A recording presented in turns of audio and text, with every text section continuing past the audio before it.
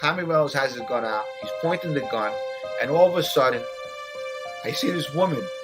They say it's on every single station. They're saying that Daddy died. I don't think his life ended at Holston's that night. If it wasn't for Sopranos, I don't know if I'd be here, My first thing, and I'm with these legends, my De Niro. One night I jumped out of a car doing 60 miles an hour because I was addicted. Salute, Mob 2.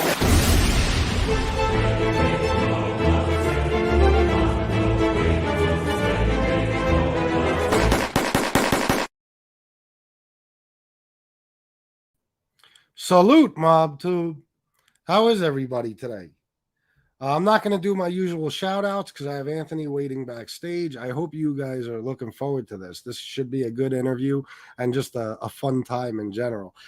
Sorry I was late. Me and Anthony were actually backstage talking about cigars. So let me just shout out a couple of super chats and I'll bring them on. Mark Hind, thank you very much for the $8.99. And Paulie Walnuts, $19.99. I already know this is going to be a great interview. I think it will be, Paulie. And thank you for the $19.99. If you guys want to donate during the show, I'd appreciate it. But if it's super chats and stuff, I will just put them up on the screen and maybe read them later. And cash apps and stuff I will read later as well. So let me bring Anthony on. You guys ready? Here we go. Let me take the comment off the screen. Everybody welcome Anthony Arilotta. What's up, buddy? How you doing? Good. How are you? Excellent. Good. I want to thank you for joining us. First of all, thank you very much. This is I was looking forward to this. It's my pleasure. So I'm going to ask you. I'm not going to ask you every detail. You can explain how you want to conduct this as well. But I'm just going to ask you some questions to get everybody familiar with you and your story a little bit, and then we can go on to all the good Mob Tube stuff. All right. So you were born and raised in Springfield, Mass, right? Right. I was born in Springfield. I grew up in Six Corners. It was Italian-Irish neighborhood. And then moved to East Springfield. And I was in Springfield my whole life. Okay. So obviously that's a very Italian area, Italian populated area, I should say, especially back then. So you were around mob guys as a kid, right? I mean, you saw these guys around and stuff? Yeah. Springfield was heavily populated with the Italian immigrants, loaded with them. A lot of Napolitans, Sicilians, Calabrese, and they had different type of social clubs that they would all go down, and Italian American clubs, and they would hang out. And the south end of Springfield, which there was a lot of sections growing up. Like when I grew up in Six Corners, that was Italian and Irish. The north end back in the day was Italian. And then they all ended up coming down to the south, and that was the last part of the city that the Italians lived. And that's where everything was. That's where I went to school. That's where we hung around as young kids, little gangs of us.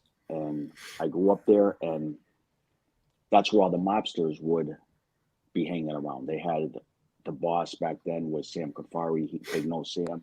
He had his social, his headquarters, which was like an office, and that's where all the mobsters would meet. Restaurants there, and there was all coffee shops and little places that they sold, the Italian meats.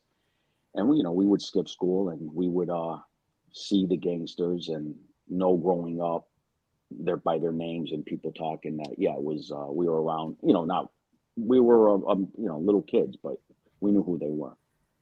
So okay, so around what age would you say you started to really figure out what these guys were up to, and the kind of pull they had and power in your area? I knew at a young age that they were something different than normal people. I just didn't know anything as a young kid. I mean, like, I grew up, even my family at 5 or 6 years old, it was discussed in my house, the word mafia and mobsters, and some of my family would say they're no good, stay away, those people are no good. And then the other people, but when, other people would say nice things about them. So you saw mixed things, but you always grew up knowing mobster's name, especially in my house. I had an uncle that was the driver for the boss in my area, and so he was always at my house. And so I pretty much, I didn't figure that out at a young age, but probably in my 10 years old, you start figuring out more and more.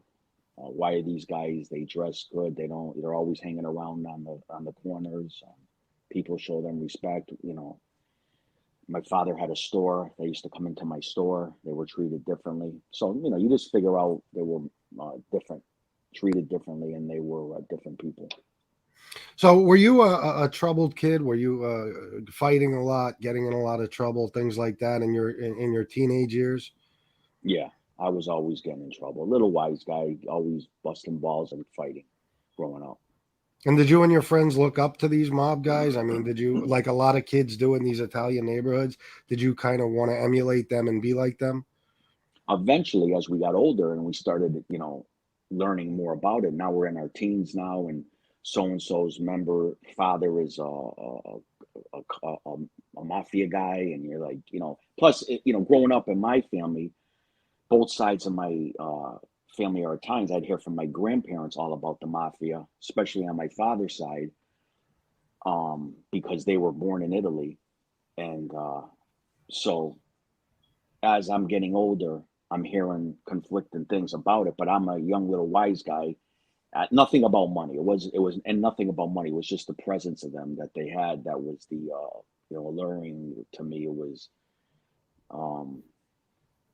that drew me to them. I started hanging around at the places down the South End, and a lot of times I'd take a ride with my uncle. He'd bring me home from school after, when he was going home around 5.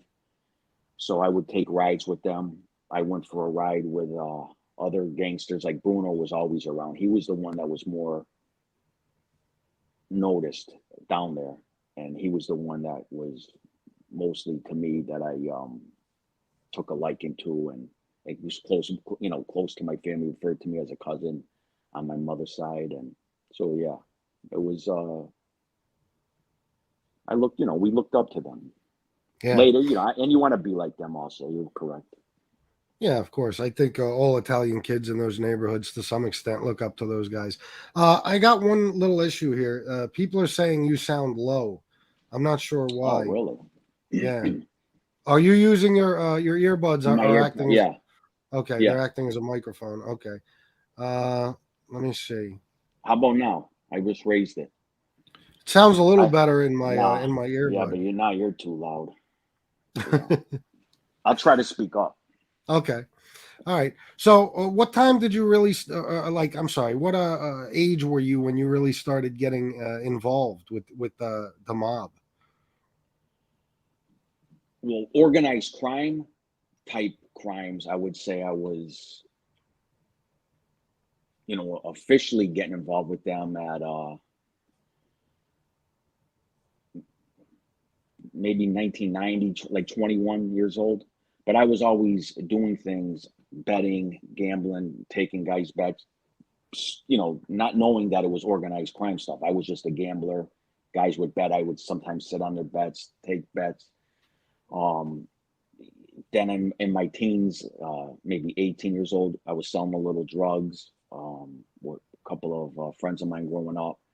But none of that had to do with the organized crime. I didn't get tied up with the organized crime until I picked up a 5-year state sentence in 1990. It was a gun case, shooting case, and I got out of that. I had to do 1 year mandatory on it. And so I served time from 90 to 91, and that's when I started hooking up with the local organized crime guys. Okay. Now, listen, I know some people from that area and surrounding areas, and I was always told that you were known for being the weed guy. You had weight. As far as the marijuana business, you were the guy to go to. So when did you get involved in that? Was that around that age or after that bid you did? So I was in jail from 90 to 91, and that was the best thing that happened to me as a young kid going to a state prison. for that year. I was around serious men in prison, a lot of guys that were doing life bids that could never get out, and I developed some mentors in there that's kind of schooled me more than anybody schooled me in my life about the street life, the money part of it, and when I was told in Massachusetts, so as I'm learning all this, and I'm going to explain it all on my channel, but very quickly, the laws in Massachusetts were if you got under 50 pounds of marijuana possession without a school zone, it's a misdemeanor. That's And amazing. you don't, yeah. So I got caught with like 38, 40 pounds, and I was in district court. I couldn't even get indicted up to Superior because I wasn't in a school zone. So that's the law. And the amount of money that you could make. And back then in 1990, everybody, cocaine was big, heroin was always big, the crack started coming around. So they were focusing on those drugs. Law enforcement was going after those type of drug dealers. Now, the guys I was with in prison, one of them his name was Brian Goodman. He's a big time movie director, actor, but he was a vicious Irish, organized crime individual in the South Boston area. So he kind of got me on that track. When I got out in 91, he had a little bit more time to do. I started visiting him, when he was at the halfway house, and he hooked me up with a couple of guys way back then in Boston area. And that's how I started in the marijuana business. And it was just something I was great at. I blew up to the point where I remember I was buying marijuana pounds in Boston. My first 2 pounds, I think I paid $2,800 a pound for like regular weed. And I still made a profit on it. I sold it. Yeah. It was like, but I never did it. I never sold pounds of poppy. Yeah. And, and I made a profit on it. But as it went on, I started, I approached anybody. I didn't care who it was. I took this whole area was like, I had control of this whole area when it came to the marijuana throughout the 90s and 2000s. That was my big business that I was in. And I got to the point with that, and I'm going to fast forward this because we'll be here for hours talking, but no, that's fine. It got to the point where I would buy my shit weed in New York. I could buy 200 pounds, 300 pounds. They give it to me on the cuff. I never paid anything for like 200, 250 a pound, but it was garbage. And then the highest weed I would pay as I remember, is around 6,000 a pound. And so New York usually gobbled up all my high-end weed. Anything from 3,500 or above, I sent to New York. Hundreds of pounds I sent that way. Anything to 2,500 and below, they sent my way. And this was nothing to do with organized crime. I dealt with captains and other families. I actually dealt with an underboss in a family in the marijuana business. I sat down with some notorious guys, all when I was nothing. I wasn't made. I proposed at times, but then I was shelved at times. When from 96 and 98, I got caught with the marijuana. I wasn't an active part of the mafia, Cosa Nostra, none of that. And I met more guys in that life throughout Providence, Boston, especially New York, all kinds of high-ranking Banano guys I met Colombo, every family, Lucchese guys. In fact, when I used to go to Rayo's afterwards, when I got back around it was around 99, I got back with around Bruno, 98, 99.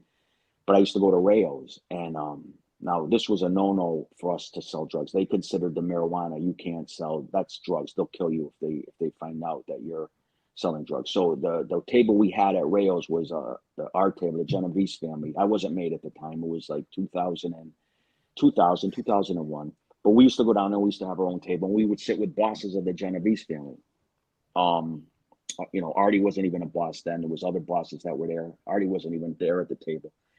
But the guy that I was doing business with in the Lucchese family, I think his name was Ronnie, he sees me. I was doing weed business with him. So he comes up to me in the Rayo's, and I'm sitting with all these guys. And he said, "Hey, Anthony," he was shocked to see me. What are you doing? And I gave him a quick hello, like to get the fuck away from me. Because these guys are going to say, "How you know this guy?" And I'm going to be like, "How do I know him? I sell drugs with him, Yeah. But they didn't ask me like that. And then his guy, Frankie, yelled at him and wanted to hit him in the head with a bat. Why the fuck would you go up to this guy? He's sitting with bosses. And put him on the spot like that. Everyone knew that he was in the weed business, but I couldn't come out and say that. So I ended up blowing up big in the marijuana business. I could go on till I could tell you so many stories with that business, the money that I made, just scores that I made off that business. To me, that was the best business, that by far out of all of them. And especially you never got looked at by the law enforcement. When you're hanging around, they're looking at the organized crime figures. I really wasn't doing much with them. Sports, gambling, everything. I could give a shit or less about that stuff. Loan sharking, yeah, little numbers. But all my money most of it was made with the marijuana business all throughout that time period. Yeah. Now, I want to explain to everybody, just so they know, me and Anthony spoke about this interview before the show. There's a lot of stuff he wants to save for his channel. So we're not going to go through every detail of his life, unfortunately, for you guys.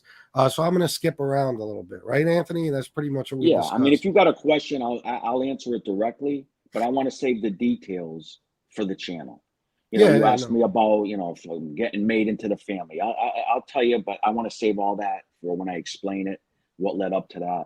You want to talk about a particular murder. I want to tell you the version of it from A to Z and go through it step by step of how and why things happen. So I don't want to, I want to save that content for the channel, but I'll answer the questions as best as I can.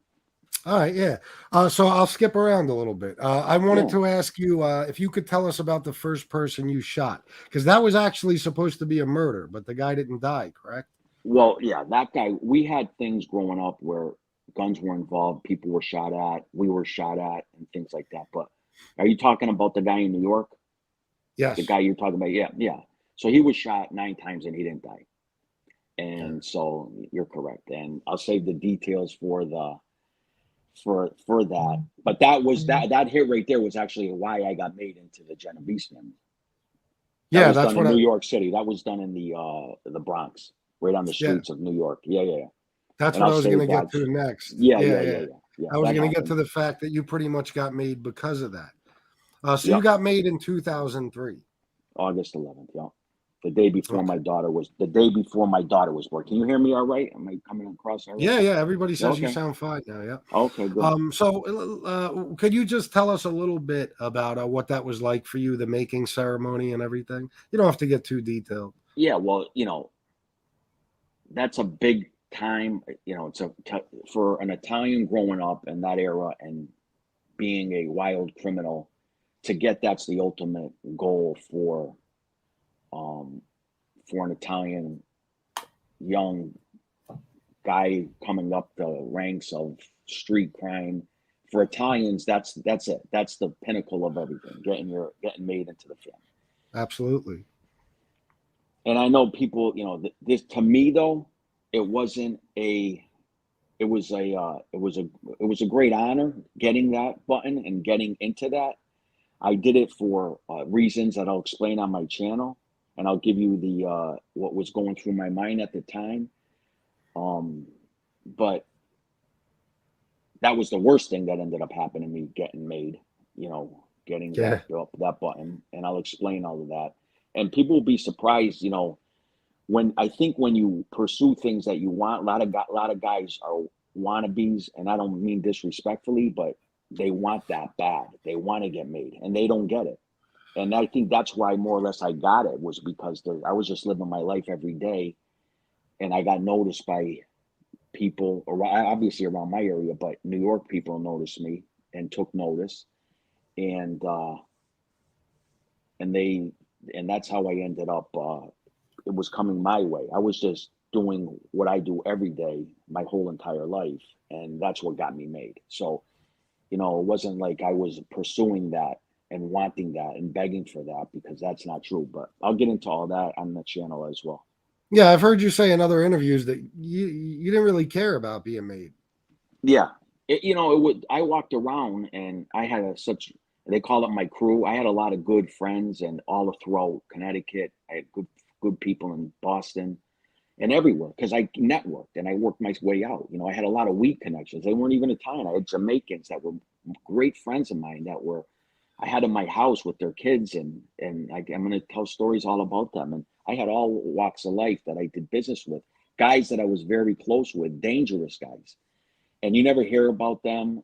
And so yeah, I was. What was you just asked me?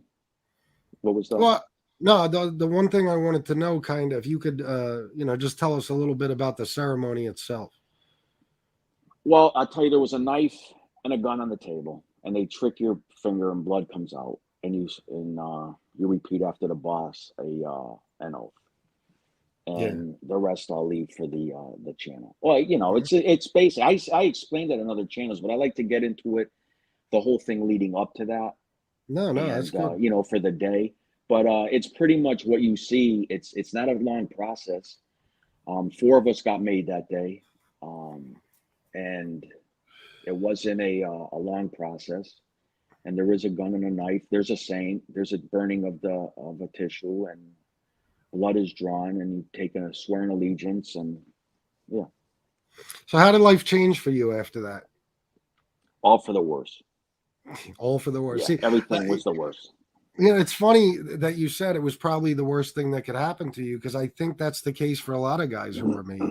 You know what I mean? Yeah. I always said that I wonder, like, if you're a guy like you who had this major marijuana business, and you were making money and you had connections and you were already hooked up with people, it's almost it's a bad thing. I mean, you're already doing your thing. You get made. Now you got all kinds of responsibilities and duties you got to kick up and things like that. And it's just different. So I would think it would be better to just be a free agent, just be an independent guy doing your thing.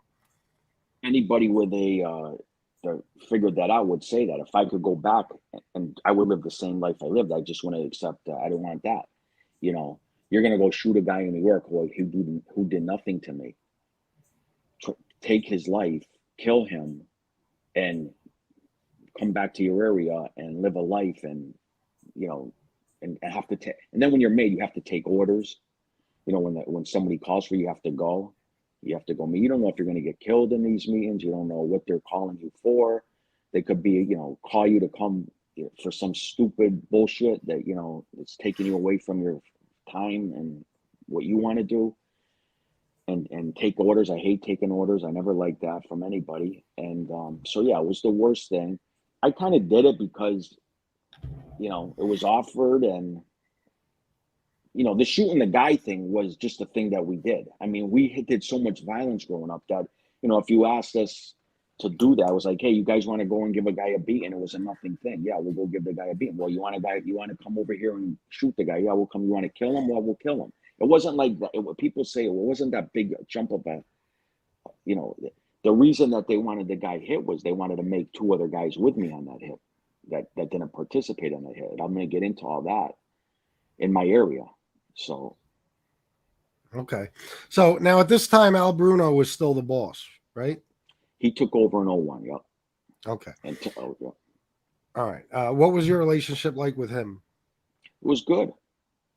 Bruno was, he's in the street life. I'm in the street life. We're both plotting and scheming, and he's trying to get in my pockets to get things that I got going on, and I'm trying to keep him out of my pockets. And I did great at that. But he was a great guy. He did what he was supposed to do in that street life.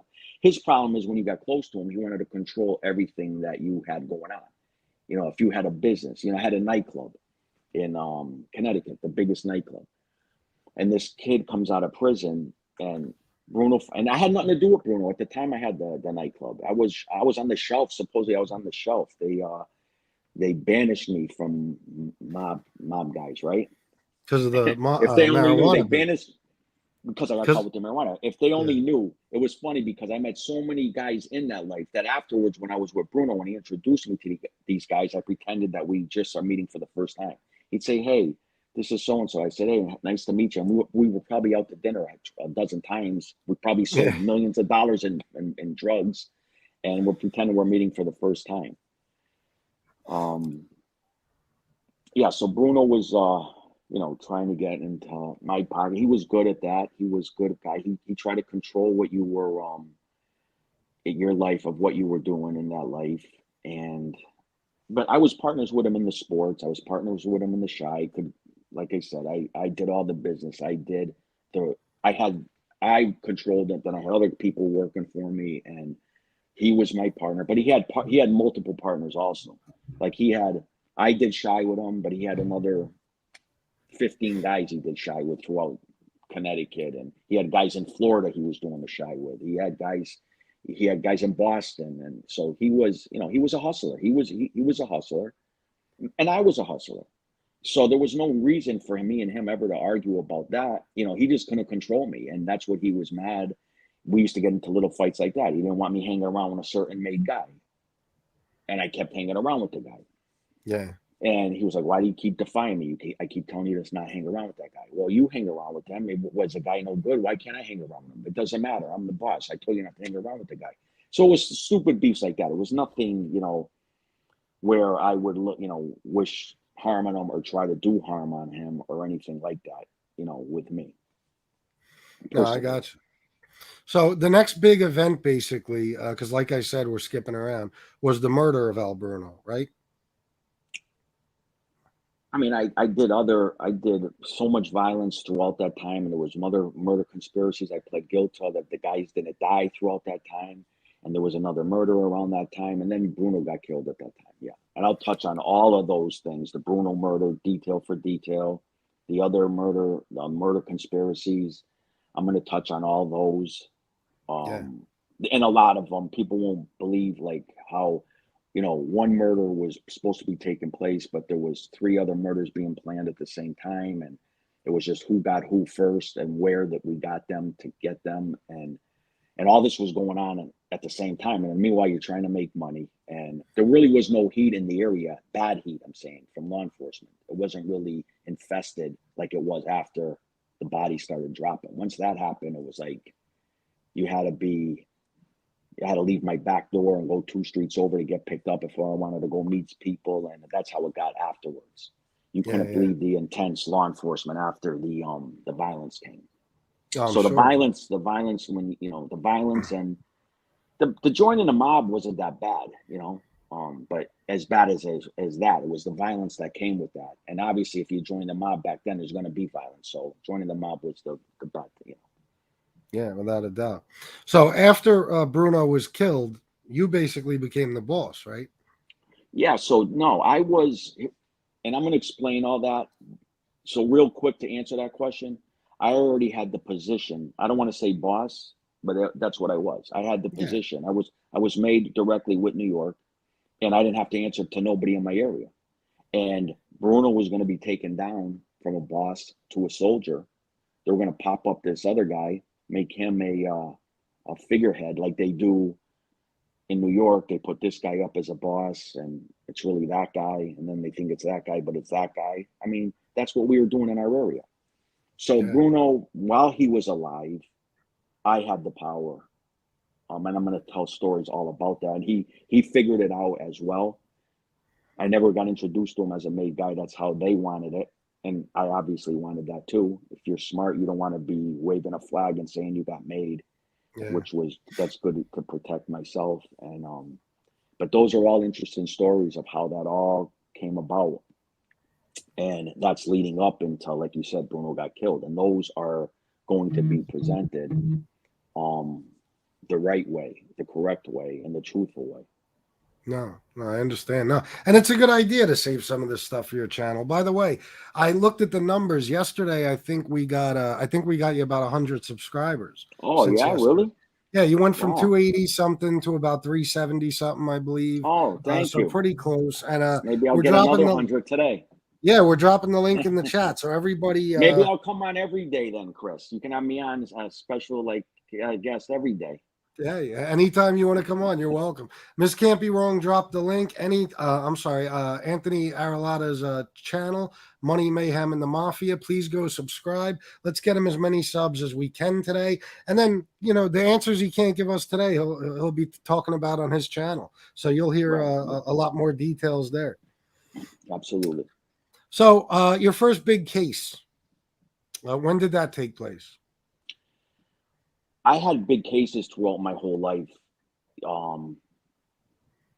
My first big case was when I went away. I got a 5-year, never in trouble, and I got a 5-year sentence never was in prison before. So that's like a big case for a 20-year-old kid to go to prison his first time at 20 years old. And but I had other cases throughout that. We had a case, a huge home invasion case that we faced 25 years for that one. It would involve a beating. I'm going to get into that story. I ended, we got it. I ended up pleading guilty to that. And, but I'm going to get into that story. That was a big case. And then there was a lot of cases in between, marijuana cases that I picked up in 96. My whole adult life, I either had from 15 on, my first case I picked up, I was 15, a juvenile delinquent for assault and battery with a dangerous weapon. So it started at 15. I want to say from 15 all the way up until I got released off my federal probation in 2020 of April. So you're talking, say 20, 40, you're talking like 40 years. Out of that 40 years, I was either in prison, probation, out on bail, some sort of house arrest, probably 33 of those years out of the whole time. I did 13 years total in prison, but I was either, when you get released, now you got 3 years of probation, or prior to you going to resolve that case, you're on 2 years before it goes to the court. So there was always something over my back, something, hanging over my head as far as letting me loose, really. I let loose, but I as best as I could, but I always had restrictions on me when it came to that. Yeah. So during your reign, so to speak, what types of rackets and stuff did you guys have going on in Springfield? I'm sure you were involved in all types of different things.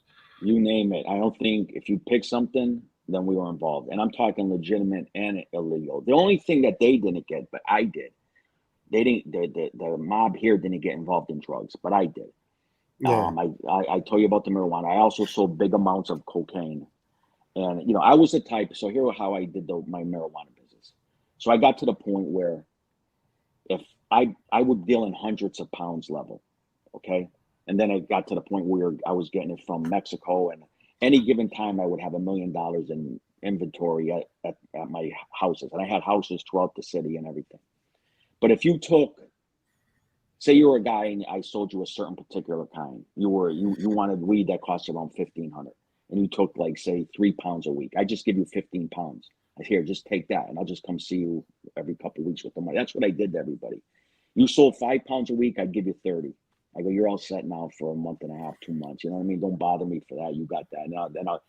I fronted everybody, and they all paid me, and I paid them, and I got a lot of it fronted. And I'm going to tell a lot of stories like that, especially about a couple individuals in my area that any given time owed me a couple $100,000 for marijuana, and they always paid me, but I always put it on the arm for them. Yeah. So they became multimillionaires in that business, just like I did, and they did. But without me helping them, they wouldn't have became multimillionaires. They wouldn't have had to start. I gave them a start in that business with the marijuana. Yeah. I definitely could have used you as a connect back then, Anthony. I got to tell you. Yeah, I had so many different, if anybody knows the marijuana, there's different, you might like a certain type that you smoke. Mm-hmm. Yeah. That's what I'm saying. It goes from the lowest, or like around here, there was garbage. Like shit brown. It wasn't even green. It was brown. I even sold marijuana. I don't even think it was real sometimes. I bought 300 pounds from New York. It was all compressed, and I gave it to the guy, and he says, I don't think this is real. I'm smoking it. I'm not getting high. I go, just sell it. He sold it anyway. Just sell it? Yeah, he did. He sold it, I think I paid like $150 a pound for it, but who the fuck knows if it was real? Yeah. Yeah, we used to do, I lived in a small town back like in the mid 90s. I would get 10 pounds a week for 6,000. You know what I mean? You either sell it wholesale $1,000 a pound, or you sell you break it down in ounces, $100 an ounce. You get 1,600 back on a pound. Of course, right? And for nothing that you're going to go to jail for. I mean, yeah. I didn't. I was so crazy back then. I didn't even give a fuck if they told me this guy was a cop and they still smoke pot. I'm not talking a regular cop. They still smoke pot. I don't care who they were. I would approach anybody. Hey, you smoke weed? Yeah. Here, check this out. You like this kind? Yeah, I'll get it for you. Now, he's a guy that's going to smoke weed. he's not going to sell big amounts. I'm saying, but I would approach anybody in that business, because once you told me that I can't go to jail for it, under 50 pounds, who wouldn't do that? Why wouldn't you get in that business? See, it was different here. We actually, it was a different thing. If you had over 28 grams, it was a felony. And if you had even 2 grams, if it was bagged up separately, it was considered possession with intent to deliver, and it was a felony. I got busted in 2000, a couple of pounds. I got an 18-month sentence. I wound up serving 9 months, and I was a convicted felon at 19, 20 years old. You know what I mean? So yeah, for marijuana. Yeah, for marijuana. Wow. Yeah, that was my first case. Yeah, yeah, it was different in PA. So all right, so like we said, we're not going to go through everything because you want to save a lot for your channel, and there's other stuff we got to talk about. So, can you talk about what led up to you finally cooperating and how that went down? So, and I'm going to break all that down and thing, but what led it up was obviously facing a death penalty case. I get indicted, I get arrested. I get in front of the judge. They say to the prosecutor, what is his maximum charge? Death by lethal injection. And I had all my family in the courtroom, but I still didn't think of that process at that time. And then I go to the holding cell because the case was out of New York, Southern District. They bring me to Rhode Island to hold me there until they transfer you to the New York. While I'm there, the events that transpired while I was there was what put it in my head to go that route, to ever think about going that route. Now going that route, I was not comfortable with it at all. It was nothing I ever thought I would do. Nothing it was the worst. It was the hardest decision that I would ever have to make. But if I did, I'm thinking in my head prior to all this, not doing it, I would want to reach out to somebody that was participated in the crimes with me that would also be facing those charges, and give them and let them know what I'm going to do if I was going to do that. And I didn't do nothing at that point. So that's what I did. And I'm going to explain all that in my on my channel, how I reached out, what happened while I reached out, who reached out and gave them the opportunity ever before I made a move with anybody. So I want to explain that because that's a big point, because that right there is, if you asked me 12 years ago, the hardest decision, the worst ever. I mean, you wish you were dead going through it at that time. Now I look back now and it's a process. You come back home and you see what's, I have my freedom. You see what's out there, what people would have did if you were in there, nothing, and how people would have treated you. With what kind of respect would you have in there just by people saying, oh, tell him I said hello and all. And I look back and there's what's out here now. And I thank God that I made the decision that I made, but I'm going to explain all that in the channel. And that's that's something that's, it goes deep. Yeah. So you pleaded guilty to 2 murders in that case, correct? 2 murders. I pled guilty. I think it's 4 conspiracy to murders, but they didn't die. They're walking around now. And I think a shooting and and then a ton of other charges that went along with that. At the end, marijuana trafficking, cocaine trafficking, possession of AK-47s, loan sharking, numbers, sports business. I mean, it was a multiple. It got to all the multiple afterwards. Yes. Yeah. So, how much time did you serve after your cooperation? I got 8.5 year sentence. I went in and You got out in what, 2017, right? 2017. Yeah. Okay. So, what's life like now? I mean, you stayed in your area. You didn't really change much, did you? Well, I said from day one I was coming back here when I had to make that decision, and I was hoping that when I made that decision that other people would have made it with me and they'd be here with me too. I can't tell what other people to do. I can only tell them what I'm going to do. They have to make the decision themselves. Yeah. Okay. If people want to roll the dice in trial and maybe they'll beat it and they won't have to do any time, God bless them. But So looking back now, life is great. I'm living the same way I lived then, only I'm not doing illegal things and have to worry about going to prison. But as far as living a nice life, I mean, I'm living great. It's I wake up happy and thankful, and I'm living good. That's good. That's good to hear.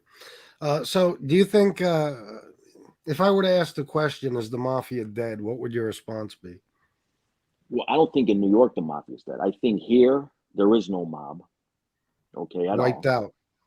Yeah, I mean, you got a few organized crime criminals, but there is no mob. To Yeah. have a mob, you need a mafia. You need a mob. You need made guys, right? Well, there is no made guys, and that's number one. Old timers, yeah, there's like maybe two, three old timers that are 90 years old. So, and then secondly, so you need a boss, you need an underboss, you need captains, you need soldiers, you need associates. You don't have that. What you have is you have a guy over here making money himself. You have two guys over there, you know, making money themselves, and you have one guy over there, doing his own thing, making money himself, and that's all you have. And there is no mob in my area, and that's why I get a kick out of when people say like there's a mob presence, and there is no mob here at all. It's like I just broke it down. There's no mob because there's not a boss, and there's no soldiers, and there's nothing here.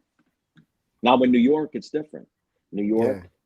York, they did what I wanted to do prior to me getting indicted. I the same path that those bosses are taking there. That was the path I was taking here. I just didn't have a chance to do that, and that's you know strictly legitimate big business. I'm talking big construction and the garbage and the food business and the nightclubs, the restaurants, the strip clubs, and those are the multi-million-dollar businesses. And then you have the side stuff with the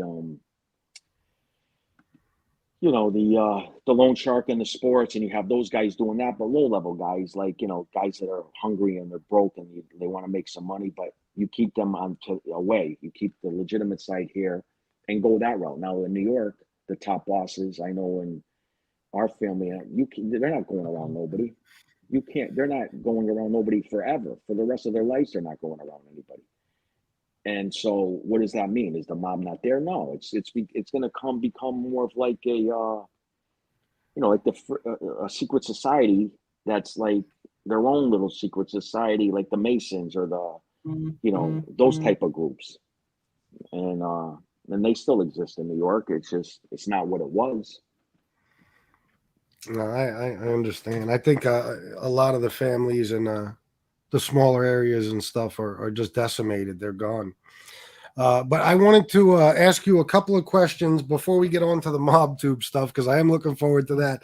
That people asked yesterday. Teresa the baby Marie wanted to know if you ever met the Chin. No, I met all his family. I'm going to touch on all that. The brother, the nephews, the sons. I was at their houses. All the family, the restaurants. Always dozens of times I met with Mario. So, but yeah, I'm going to touch all that on the channel. All right. And one other question. Did you know Matthew Guglielmetti? Yes. Good looking Matty. Yes, from Providence. Yeah. I had dinner with him. I know him. Okay. All right. So you got out of prison. You got off, what'd you say, supervised release, I believe, in 2020? Yeah. Yep. How were you? Go on. I'm sorry. No, go ahead. No, you go ahead. No, I was just going to ask after that, I'm sure you started to at some point notice all this craziness on YouTube, right? How were you introduced to MobTube? I don't know. I don't think there was a MobTube back then. I got introduced with the social media. I never had an Instagram, Facebook, none of that stuff. Any guy that's in that life isn't going to have an Instagram, Facebook, or any type of that shit unless you're not in a criminal gangster running around making money on the streets. If you're a broke bum, you're going to have that type of stuff. Unless you're promoting something, I'm talking street criminals, guys that are about something ain't going to have that. Unless you have a restaurant and you're putting your restaurant and promoting that, then you're going to have that for your restaurant. But the last thing you're going to do is if you're making a lot of money on the streets, the last thing is you want is attention coming to you. coming that route. It changes a little bit as you go forward. You can try to mingle in. If you're going legitimate businesses, you can try to mingle that in. So I started paying attention. When I got home, there was this fat guy here that I heard had his own Instagram. But I don't even want to start with that way with that, because I have like a lot of story with that one. That was pathetic, that story. But I want to go into that. But where you want to go with this first? Like, it's up to you. When I first asked about, when you started noticing things on YouTube, I yeah. Sammy. Yeah, Sammy. I think I'm not sure when he started. I'm going to say 2020, 2021, something like that. I think. Yeah. And there was guys like Jimmy came around, Bobby Luisi, people like that. I'm going to be honest. I never paid attention. I never watched no show. Even when I do a show, I don't watch it. I don't watch no shows. I never watched any shows. I got out of prison. Anybody that'll tell you, I did a lot of time this last one. You get out, you got social anxiety. I'm coming back a different person. I'm not in that life anymore. So I'm dealing with that. I'm dealing with past relationships and things like that. So that my focus was on all that type of stuff. It wasn't so focused on, but you hear stories, and I don't pay attention to them because I'm trying to fix my life, get my life back where it's like right now it's perfect. But I'm trying to fix it so I have a life. So that's what I was paying attention to in my life. But I would hear things from other people about that shit. Hey, did you see this? Did you see that? Did you see this guy's doing that? Did you see that guy's doing that? But I never paid attention to it, and I didn't care about it. So it was really no interest to me, all the YouTube shit. I was asked to do a lot of interviews. I always refused them. The first interview I ever did was with Scott Bernstein on the radio. And I did that. That was a radio one, and I was actually, So and then a lot of people were calling me up, asking me, pleading with, come on, please, I want to put you on. I want to put you on. I had no interest of going on that. There was no interest for me to put myself out there to tell a story that, why do I want to do that? It's if you pay me money and I'll do it. And that's what ended up happening. This guy, but then people want favors and they want you to go on the show, and I give people favors. And so I would say that I started paying more attention. I did my first podcast, I think, with the Johnny and Gene show, right when the day I got off probation of 2020. I think it was the same day. I think I even mentioned it on their podcast. Today I got off probation, and that was my first podcast. And that's when COVID was going on. You couldn't leave the house. And so I started doing a couple of shows, podcasts, but that wasn't my thing going forward. I'm a businessman. I make money. I want to make money in business, in real estate, open up something, and I want to see the money coming in. To me, this is a waste of time if you're not making money at the end of the day. So, you tell me. Yeah. I mean, what do you really, but if you're making money, it's a great thing. And if you can make a little extra money without putting up, I mean, I don't know how you do it. You put a lot of time and a lot of hours, and people, I'm starting to see that now. I don't know how you do it. I mean, you need assistance or something to answer people's emails and messages, and you're getting dinged all day long, message and all that. And you have a huge, you have a huge channel, big channel. I don't know how you do it, but if you're not making money at the end of the day, that was my thing, make money. And then as the years are going on, and then you start seeing people, stories coming out, then they're touching our area, because nobody really in this area has ever told a story about. That's pretty much why I'm doing the channel. Everyone thinks like, I'm doing a channel for this reason or that reason. The same reason I wrote a book. The reason I'm doing it is no one has touched on our area, Western Mass, going that way, going north into like Pittsfield and Albany area, and then coming back into Connecticut and going Central Mass into Worcester, and then going all the way up into nobody's touched on that. And if you look, there's a lot of infamous gangsters coming out of our areas that nobody's touched on. And I've had a lot of dealings with them, and I've had a lot of people that had dealings with them. I had family members that had dealings with them. And so that's the thing I want to touch on. That's it. That's what I'm doing the channel for. I'm going to touch on that. And that's going to take years to touch on all of that. Just if you break down, like, say, the Bruno story, you know how many hours, if you go through the whole thing, that's going to take to break it down correctly and go through that. Yeah. And that's just one story. I mean, so that's going to fill up that channel. And then I also have that, you know, when you see it, you know, a lot of the book. That's why I came out with the book originally, to do the same purpose. And then you start as you're going forward, you're hearing, you know, someone representing it in a wrong way.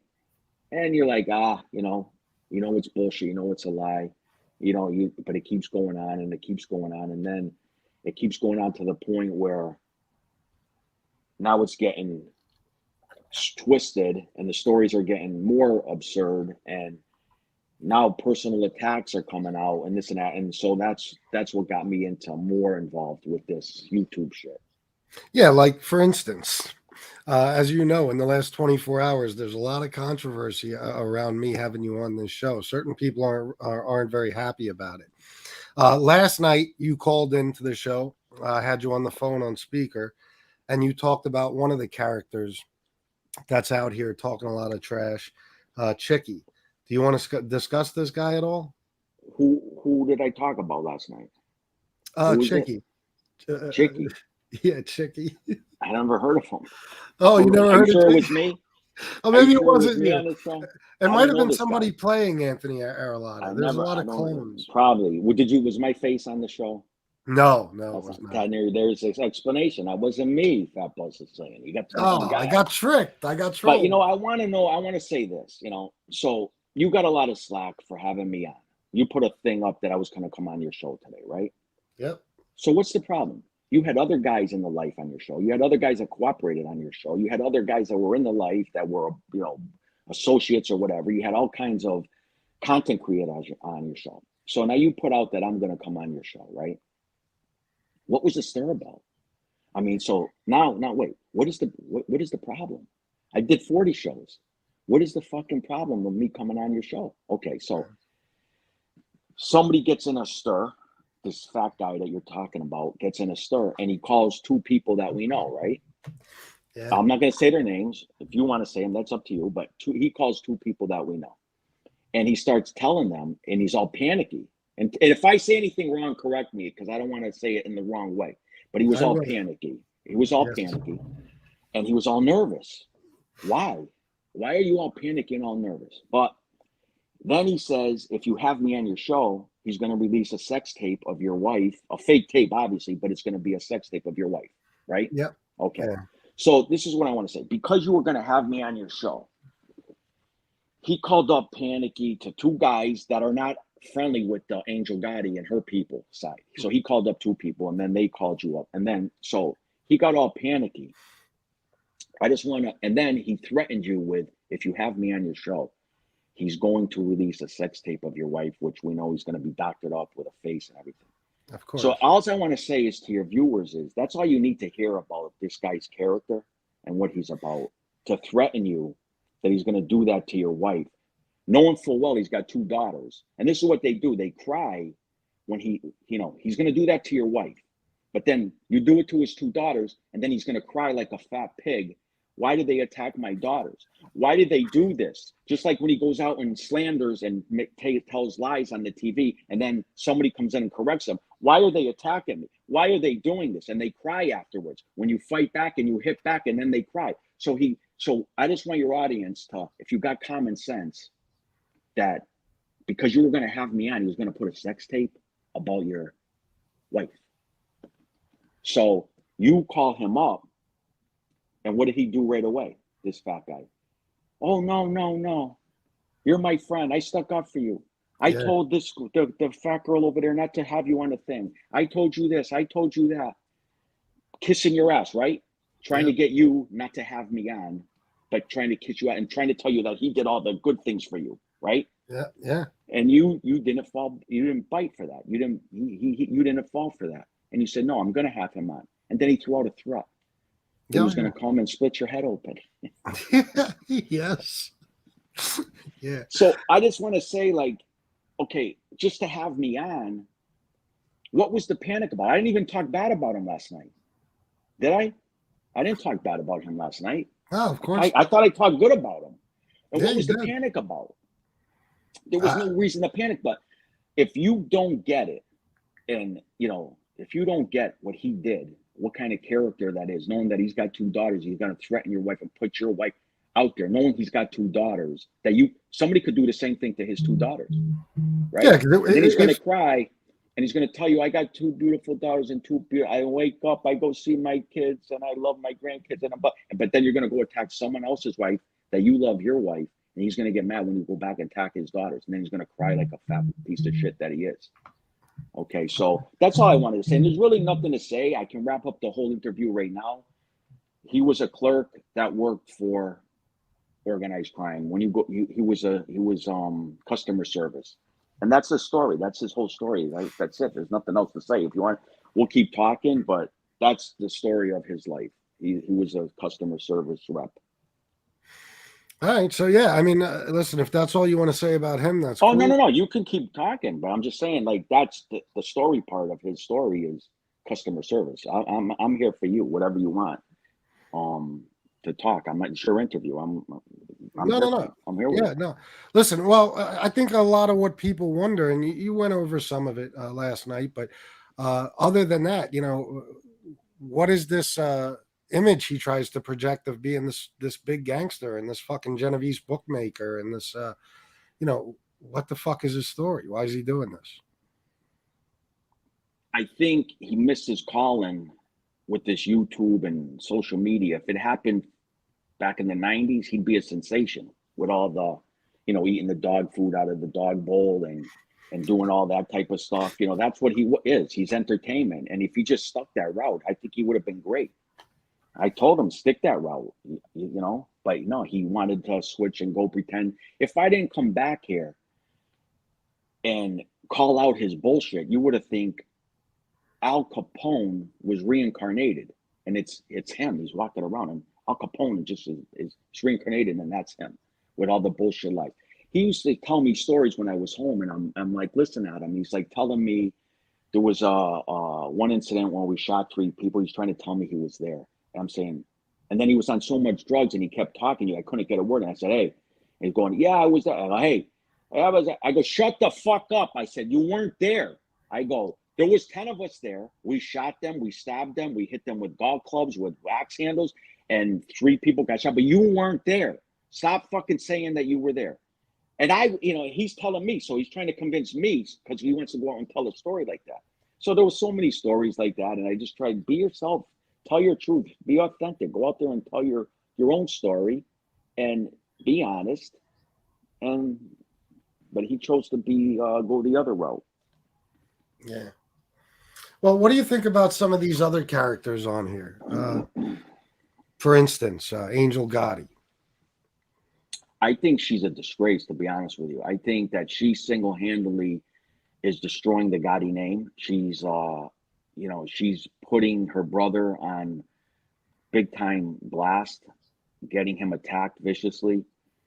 The father, she's getting him now attacked viciously. And all because she wants to go out and do a show. She's another one. I mean, she could do a show. You know what I think it is with her? She's jealous of Karen Gravano. That's what it comes down. Everything comes down with jealousy. It all starts with that. She's seen the girl come back. Karen came back, did a big show, took balls to come back for what she did, to come back to New York City and do what she did and do it successfully and do all that. And I think that she's jealous of her. And now she's trying to come out and do things. And I think it stems from her being jealous of Karen Gravano and the fact that, people can talk about all that, but, getting that whole case, how that went down, but she's putting her father, she's ruined his legacy, and people are attacking the father now even. Now they're putting the things that he was extorted in prison. He got beaten up in prison. He ruined the Gambino family. He murdered an innocent man. All this stuff is coming to light, and if it wasn't for her, none of this stuff would have came to light. So that's Yeah. what I think she's doing. She's her brother. I have nothing against her brother. I think he did a great thing getting out of the mob. But now because of her, he's he's blinky. He's a rat. He's getting attacked viciously, and she just sits there and just says what she wants and keeps going. And so yeah, that's what I think of her. Isn't it funny that she's her whole thing is that she defends her family and she does the best she can to clean up their image, when in reality it's her destroying their image. It's her destroying No, like she you is. said, even her Yeah. father's fucking legacy. Right. Absolutely. And then you're going to have guys that were in the life that will explain detail for detail what Junior Gotti did, and how like what he did is no different that a guy cooperated did only he didn't sign the cooperation agreement and he didn't take the stand. But if they took his thing, he would have had to sign that, and he would have it got called. So if a guy cooperates, I know a lot of guys that cooperated and they didn't have to testify. Does that mean they didn't cooperate? Does that mean that they didn't cooperate? So they're the same thing as him. They sat down with the feds. They proffered. The feds took their story and went with it. They signed a cooperation agreement and they went forward. They got a deal. They got a 5K1, whatever you want to call it. He wasn't able to get that deal, so they didn't give him a cooperation agreement. So he went down and put himself out there for nothing. He exposed himself with the feds on a proffer session that if he went to a federal penitentiary, he would have got killed the same way, or he would have had to go check into PC immediately. He wouldn't be able to come out into population, and the same way. And that I'm not bad-mouthing that dude at all. I know a lot of shit about the dude from what that fat pig would tell me all about him because he's a fanboy. But she's exposing it where it's coming out because of the shit that she's doing. She's gonna attack me, and she's been attacking me, whatever. I don't care who, I don't take it personal with her, but when she starts doing that, or anybody else starts doing it, and they have dirt on them, like her brother does, if she wants to say, I'm a rat, well, then her brother's a rat. She has to say that. She has to. Okay, Al Bruno, my boss, at one time, and then he was, whatever, he was murdered. He did less than what her brother did. He did less. He talked to the feds. And you know who ordered him dead? You know who ordered Al Bruno dead? The bosses of the Genovese crime film in New York City ordered him dead. Yeah. And her brother did worse than Al Bruno didn't do a proffer session. Her brother did a proffer session. Al Bruno's dead. Her brother's walking around. So he did worse. So you can't pick and choose, just like when the fat slob went on there and had the lawyer come on. Well, how would the lawyer know if he put his brother up to go meet the state organized crime guy? Or if he met with the feds and did all that? The lawyer wouldn't know. That's a fact. Yeah. So when they attack and they have things like that, are you just supposed to sit there and say, okay, you can call me all these names? I try to go on her show. I was going to act play. I don't want informants. I don't want them. Nah, nah, nah, nah. Well, your brother's a fucking informant. You got the fat pig is a rat and this and that. And so, when you're attacked, especially me, if someone has an opinion of me, I don't care. If someone wants to say something about me in a certain way, I don't care. If it's something that you're going to go out publicly and say, and I know, like, say somebody's a child molester, right? Yeah. Just because I lived my life and did this shit, what I did, now I'm going to have this guy say shit about me, but he raped kids or he molested kids. I don't have the right to go after him and say something about him. Obviously, I'm not going to do it physically. We're going to do it with our mouths. Our mouths are machine guns now, just like these people.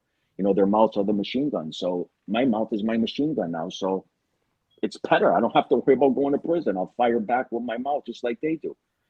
And if it's something honest, I won't care. I don't care if they talk about my case and anything about it, talk about it. But if they want to be derogatory and say it like that, then I have to say, I can have the right to come back and say what I want to say. respectfully, you know, if they want to be disrespectfully, I could say it respectfully. I mean, did I say anything wrong the way I explained that? I'm not disrespecting the guy Junior Gotti. I No, you're respect not the at all. fact. I respect him that he got out of that life. He Yeah. had kids, he had money, he got out of that life. I respect him that he's living the life on the streets, and I respect it. But am I saying anything disrespectful by explaining it the way I did? Is No, that the not at truth? all. Anybody Yeah. on the streets knows. See, here's the difference. Fat slobs like the guy in my area don't know how things work. I mean, I had to explain it to him over and over again. Like, you know, you're bad mouthing one guy, but you're going and talking about this guy. He did the same exact thing. They don't know none of that stuff. They don't ever even heard of a proffer. Yeah. You know, they never heard of a Rule 35. They never heard of a 5K. They never heard of none of these terms. And so, you know, obviously they watch the YouTube, they watch interviews, and they get schooled and they learn a little bit more. But am I saying anything that you think is disrespectful, or am I lying by what I'm saying about that? Not at No. all. I think Right. you're speaking the truth. That's it. Right. And people So- know that. You know what I mean? They know. Especially people that know the life know that. Yeah. Like, if you know anything about our life, organized crime, mafia, I mean, there's different rules, but I think it still pertains. Ours was a little bit more stricter. But I mean, any street guy, any guy would know, you sit down with the feds and you got to produce paperwork in a prison, especially a penitentiary, you're in big trouble. Yeah. Especially a penitentiary. Absolutely. Can you tell me, there's one thing I forgot to ask, because you told me some funny stories about that guy in your area. Which guy? Which guy are you talking about? Chicky. Oh, the Chicky. one- Oh, I keep forgetting who we're talking about. Yeah, of Go on. course. Yeah, I know. You told me a story about him at one point telling somebody that he was made. Oh my God. So this guy told me I could say his name. I still don't want to say his name because he's like the guy that they call the boss around here and everything. But he Yeah, said, no, tell my name. But Chicky was all fucked up on drugs when I got home in 17. He was on that methadone and taking those Klonopins, mixing them. And he had drool coming out of his mouth. There's pictures of him with his head in pancakes and waffles. And he was pulled over and sitting in the middle of the road with his engine running, with his foot on the gas, and they're coming out, hey, wake up. So that's how he was. And he would talk like blah, blah, blah, blah, blah. He would be mumbling. And so he went into the guy's sister's restaurant and he said to them that, hey, don't tell anybody, but I got straightened out yesterday. I got my button. What the fuck? Yeah. The guy's sick. How do you do something like The that? more and more I'm sickened. The more and more I'm learning, he's getting sicker and sicker. But Yeah. go ahead. Now, how do you do something like that and expect not to be found out? I mean, people are going to know that didn't happen. You know what I mean? Drugs. I think drugs, and I think he's like stupid too. I think he's like dumb, but I think drugs had a lot to do with it. He was on methadone, and that's I'm telling you, and anybody I know is in my area. I mean, I got videos of him, I got pictures. I'm gonna send you all them too. Just you seen the one where he was laying and he got pissed all over his pants and everything. Yeah. Like that's what he was. He was a wreck, and so I think that had a lot to do with it. The drug, the methadone fucked it. He was on it for over 20 years.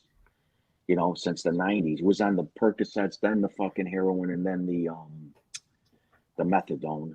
And so, even when I used to call him from prison in 2014 to 17, you couldn't get a word in from him. Blah blah blah blah blah blah blah, and he starts snoring. He passed out on the phone.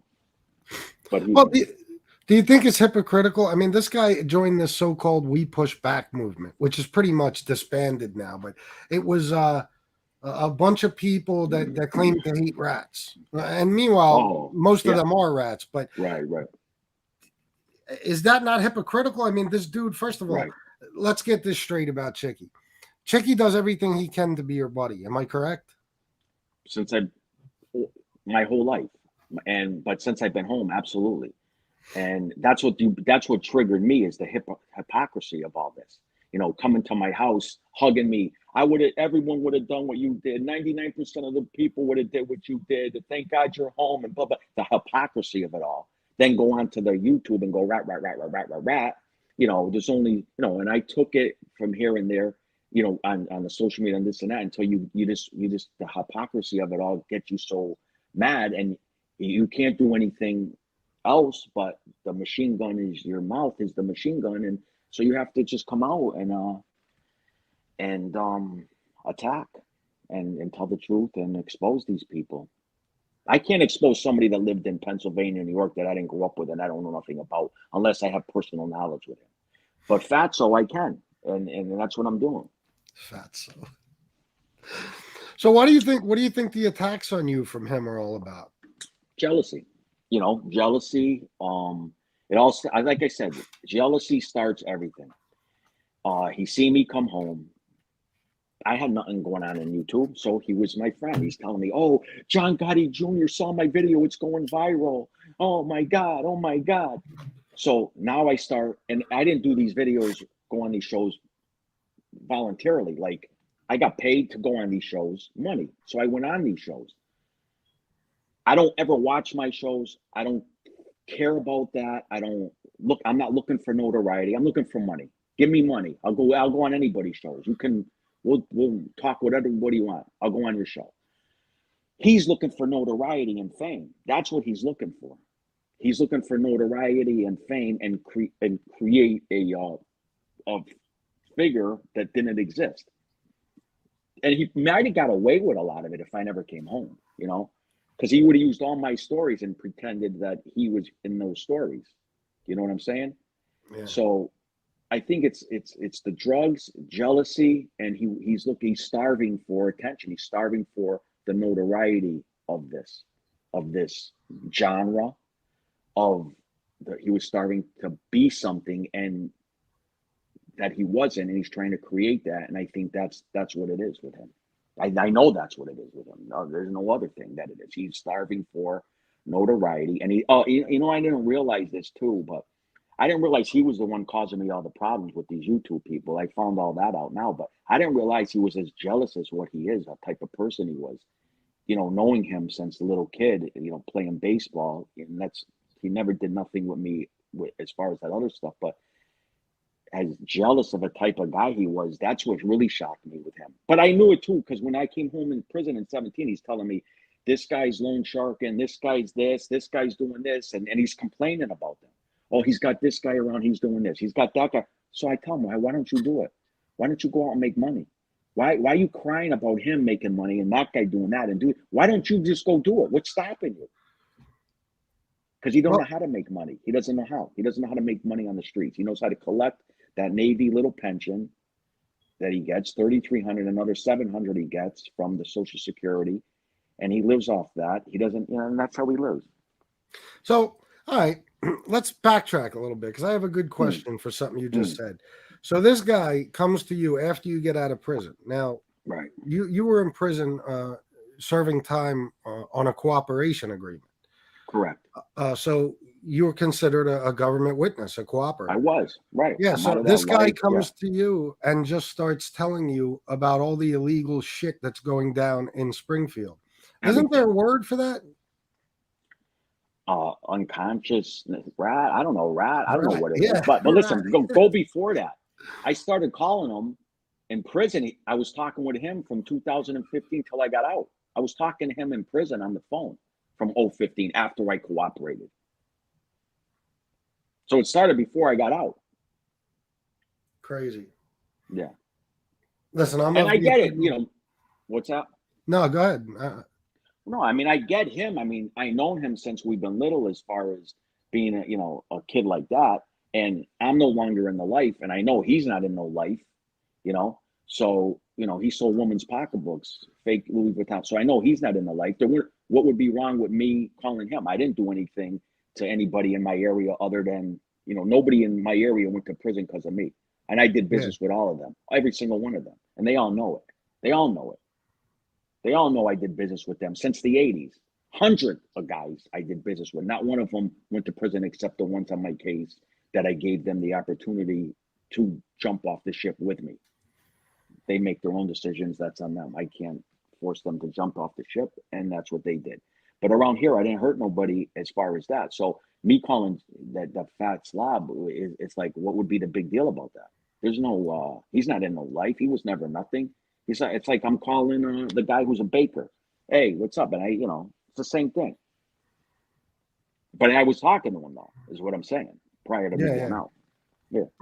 No, understood. Absolutely. Well, listen, I just asked these questions because these guys sit up there in that fucking woman show and they talk about how they hate fucking rats and rat this, rat that. That's all you hear all day, every fucking day, sometimes 7-8 hours at a time.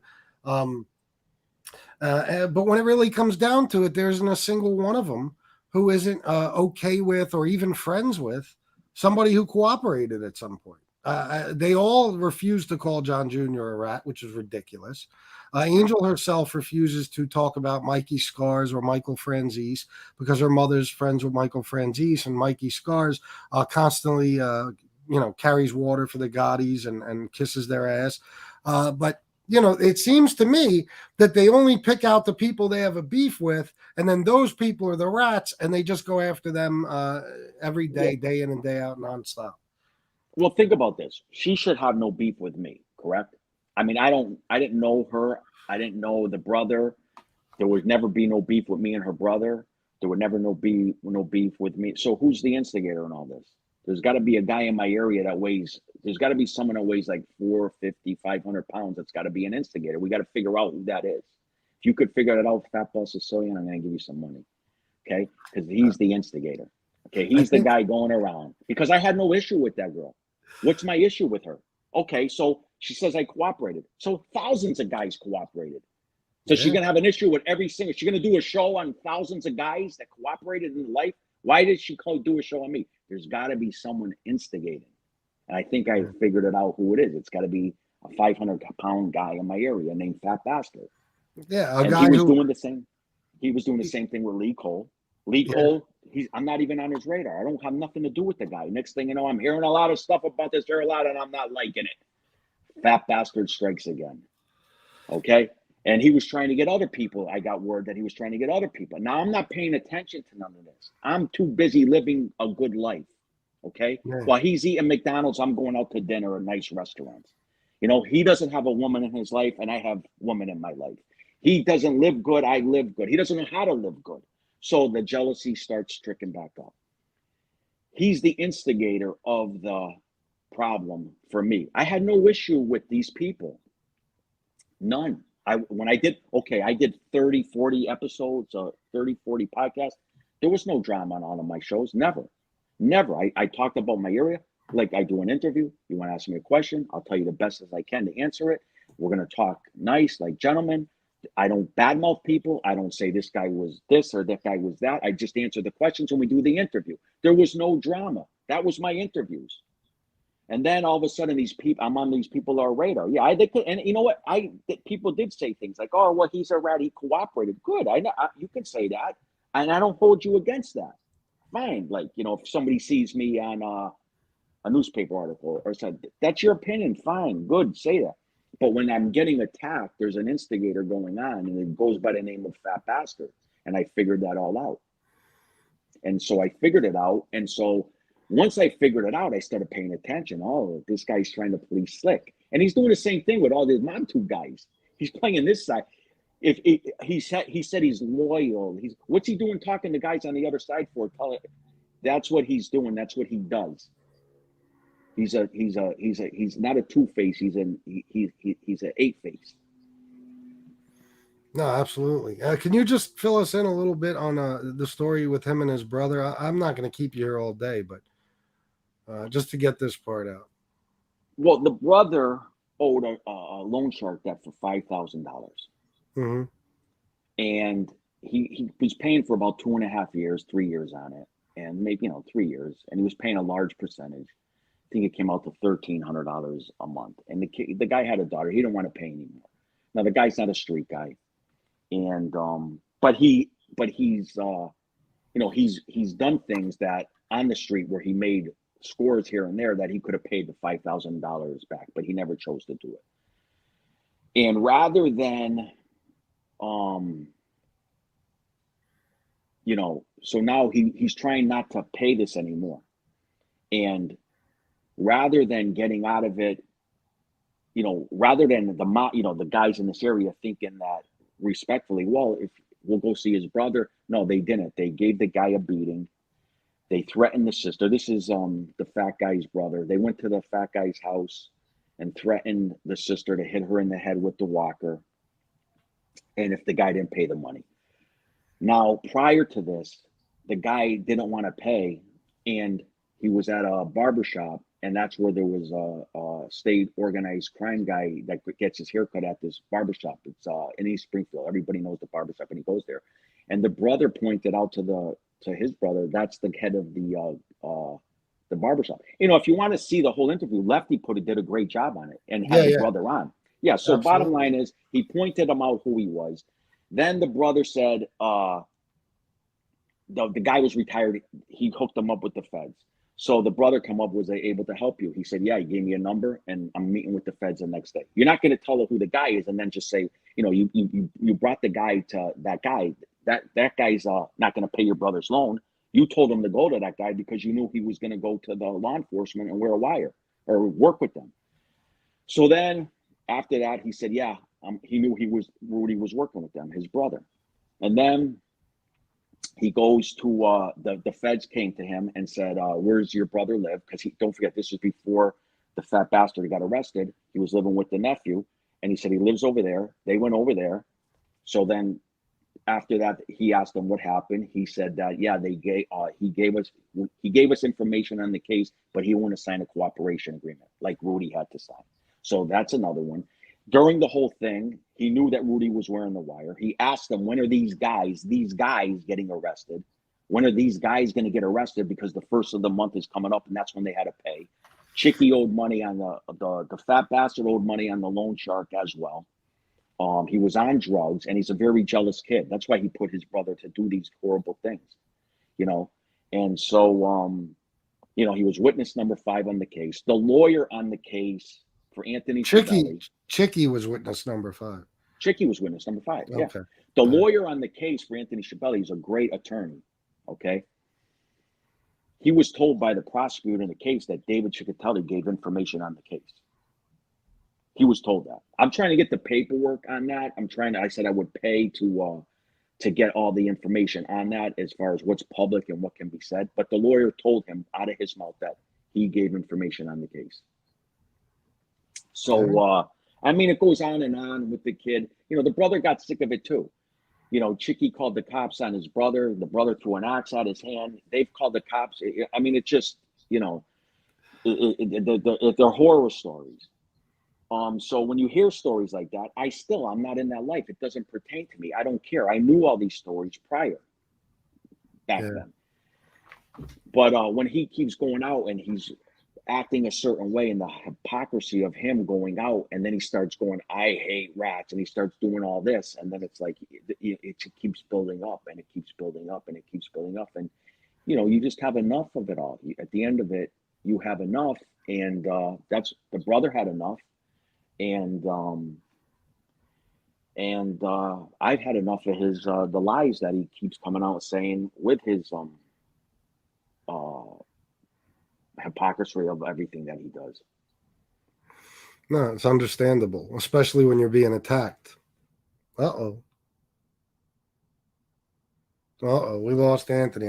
No, I'm here. If I have my thing on, so if that happens, I just have a phone, so I just hit that off.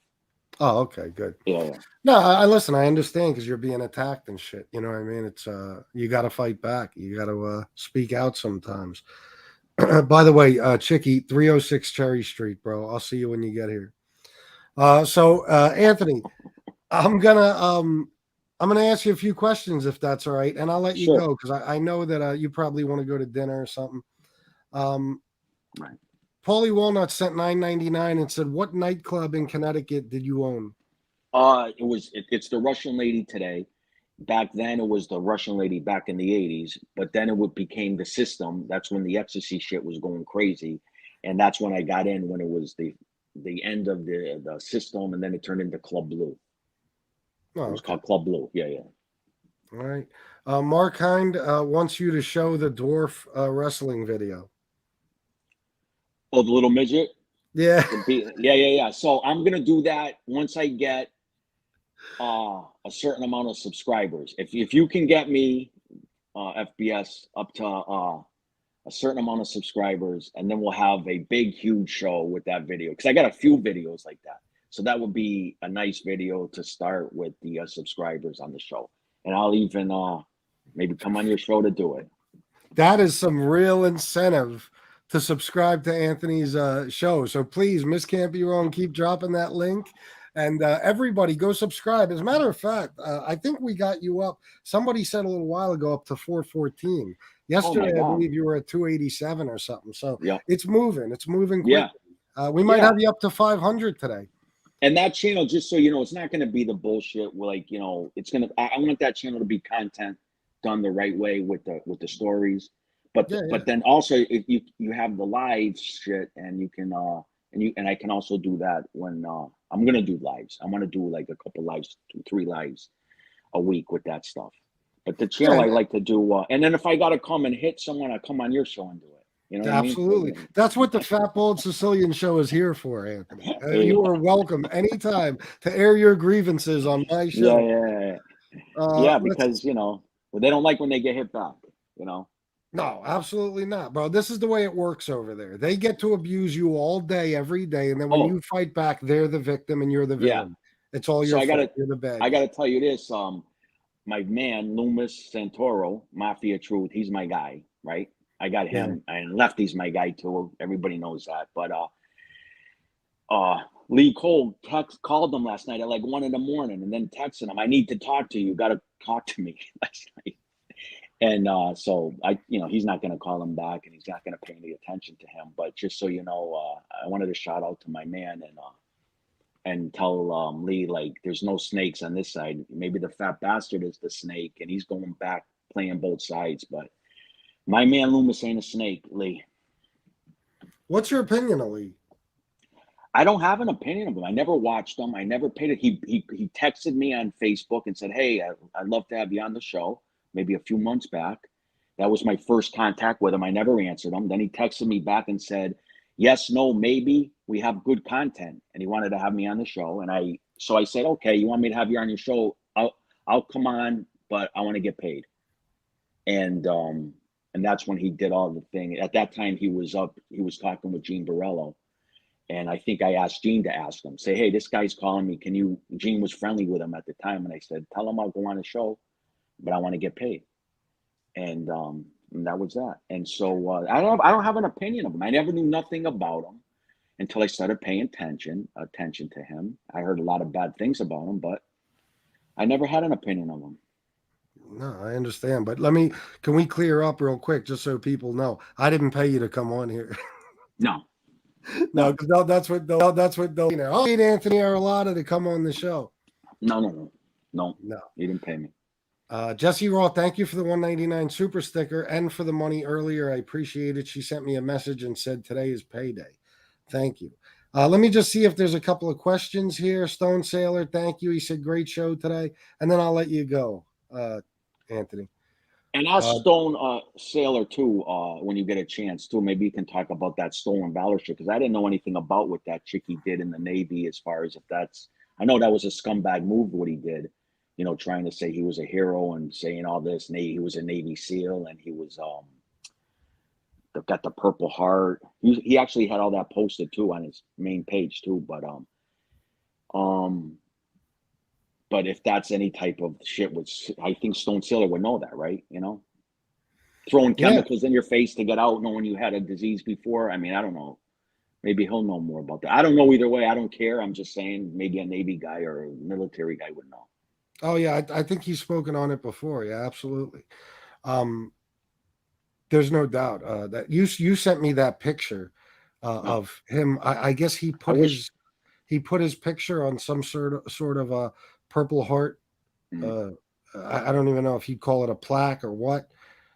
That's insane. Chicky did that. And that was posted, and you could see the comments underneath and his name and everything. And they're saying, "Thank you for your service," and all this type of bullshit. And I never even paid attention. Imagine if I paid attention, just so you know, I would have had the video of him eating the dog food out of the dog bowl on all fours with a leash around his neck, getting pulled by a dog chain. I'd give almost anything to see that. Oh my God, it was the most disgusting thing you'd ever see. People saw it though, because last Yeah, night I in the know. chat, people were saying you Yeah. know what I mean? They know Yeah. of that video. He was So- like being laughed at. I was going into places people couldn't believe. They were so embarrassed, like they couldn't believe he would do things like that. Even he said it. I go, why? I asked him right to his face that he doesn't talk to me and I don't see him, but I asked him, how could you do that? He goes, I took it all down, and somebody else had it. I told him to take it down too off of his site. So, that's what that's what drugs will do to you. For you to have somebody talk you into acting like a dog and eating dog food out of a dog, barking like a dog, that's what methadone mixed with pills and drinking does to you. You got to drink the water, fatso. Gotta drink the water, fatso. Bobby Barbarian, $4.99 said FBS. This is better than the Vlad interview. Salute. Thank you, bro. All right, let me just see if there's a couple of questions and I'll let you go. I feel bad. You've been here hour and a half, Anthony. And we just touched on him too, so I know he's going to go run to the shows, but that's why I'm saving all the best for the last. So keep a lot of ammunition in the back, ready to come out too, because he can't keep his fat mouth shut. Yeah, no, trust me, I know. Miss Can't Be Wrong just dropped Anthony Arilotta's channel link, so everybody please click on that and go subscribe. Thank you. Yep. Let me see. Tony Soflo, $10 said, too bad for you, Lee Cole. Tony Soflo's a good guy. Oh yeah, I like that. I talked with him yesterday, and I like. Plus, I do like his show. He's entertaining. He's really good. You know what I really love is when he does the he pretends he calls somebody. That's fucking hilarious. That is the best. One time he did it with 3 people. I mean, it was like, I don't know how he does it. He's got talent at that. Yeah, he voices. that's something. Let me tell you something. That is something. That's great. Soflo is the man, bro, and he's a fun guy to hang out with too. Let me tell you, he really is. Mob Entertainment Group 199 said, salute to a very successful first week. I believe that's for you, Anthony. Yeah, thank you. Yep. The JC. Thank you, JC. Tony Duck said the casual way in which Anthony refers to Fatso is hilarious. All right, I don't see many questions, so I think we're good. I want to thank you, Anthony, for coming on. This was great, bro. Yeah, and I wish I had my computer because I'm getting texts, like about 1,000 texts, but I also wanted to. I could have showed you a lot of the shit too. If I was on the computer, I could have showed you a lot of the shit on this thing. Yeah. Is there anything? Could I check my texts without it hanging up, or would that hang there? Would I lose you? No, you could probably check. Okay, hold on 1 second. I just want to say maybe Fatso's texting me. I can give you some good breaking news. That would be fucking hilarious.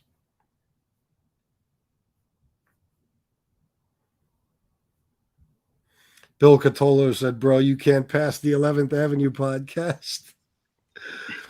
Bill, I talked with him before I came on. Bill's a great dude, and his show's good. 11th Avenue podcast. He's going to do well with it. Bill's a good dude. And, that's the thing I don't like either, because you see how they did, and I don't want to put Bill's, situation out there, but they did it to everybody, not just Bill, but they had him on the show. Especially, who's even worse? Like, I know Lee's bad, but that Danny Smith is such a fucking pussy, man. And I'm going to tell you why. Anybody that's going to threaten you, they're full of shit. A guy that's going to do something to you ain't going to say anything. Like Fat Bastard said he was going to come to your area and bust your head. You could bet anything in the world that would never happen. And like when this joker Danny Smith with his story, all the lies and he killed somebody, and then he was come to find out he was breaking into houses and he was around Columbia. But for you to get, like, if I got mad right now, think about this. My wife killed people. If I got mad right now, as mad as I want, I might have a thought in my head about doing something. Do you think I would ever say it? Number one, No. And even if I did say it, I mean, I would never come out and say, I would badmouth you, but I would never say I'm going to come split your head open and and hit you in the head with a bat, or he's a clown. And I can't believe how they had these guys on the show. They had A-Light on. They treated him with respect. Then they sent him all kinds of messages. Thank you for coming on, and praising him and all kinds of shit. My brother in heaven's going to look down and bless me. And And then they turn on him, and then they have Bill on.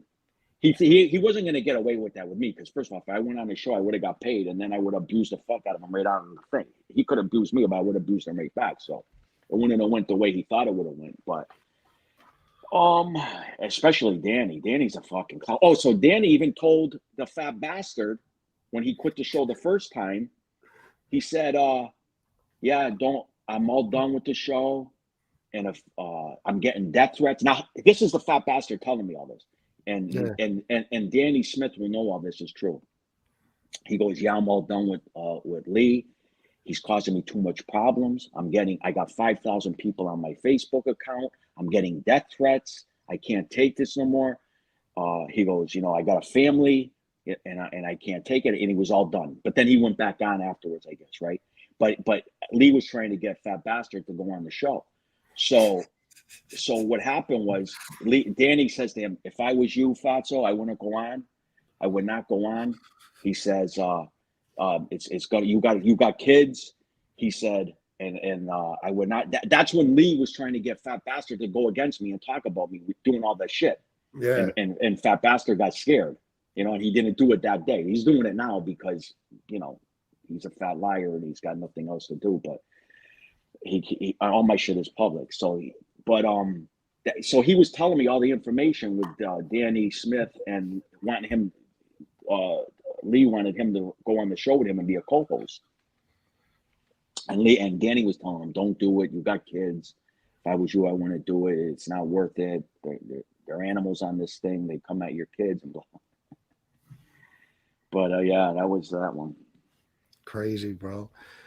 Crazy shit. Joe Bag of Donuts said, "I heard Chicky on Angel Gotti's show say he never claimed to be a SEAL." Yeah, of course he does now. Just like he never claimed. How about the thing that he said he was on the ship and the USS Cole got attacked and the mortar hit him in the head and I walk away with a 13-inch scar down my face. He took that one down too.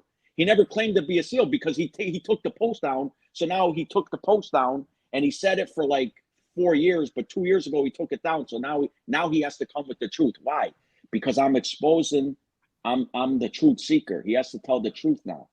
Now, if I didn't come home, the Navy stuff, I think the military people would attack him because there was some people pissed off about that. I was working with a guy. He was in the Marines, and he was saying, "Dude, you don't know how bad this is." He was posting it right on his thing. Purple Heart, Navy SEAL, all that shit. He took it down. So that means that he didn't do it back then. Of course he did. He took it down, and now he's coming out and saying, "I'm not it," because you got exposed. You have to say that. But the old posts are still there. Just like when you lied 3 years ago, your lies are still there.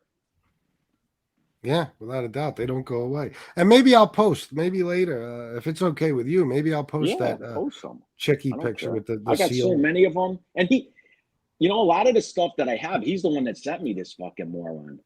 You know what I'm saying? Yeah. Like, I got some bad shit on him. He's the one that sent it to me, this fucking fool. I know. Do you have a light you could turn on, Anthony? We can barely see you. Yeah. You should have told me that. No, that's all right. Oh, yeah. Oh, well, yeah.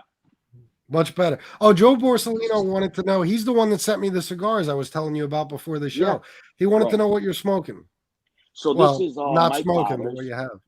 This one is my father's, right? Yep. I don't know, where the fuck is the thing? Where the fuck is the camera? Right there. There you go. Okay, this is a good cigar. Okay, and then this is the one I lost. Right here, the Monte Cristo. Yeah, you couldn't That's find the one that I couldn't find. Remember, I was looking all around because this was a shorter one. But yeah, I smoke them all. I used to Ashtons. I used to smoke Macanudos, but I used to like the Macanudo vintage. The vintages were the best. I like that. Ashton back in the day was mine. I've been smoking a lot of Davidoff lately. Partagas, Arturo Fuente. Anything I just like any type of cigar.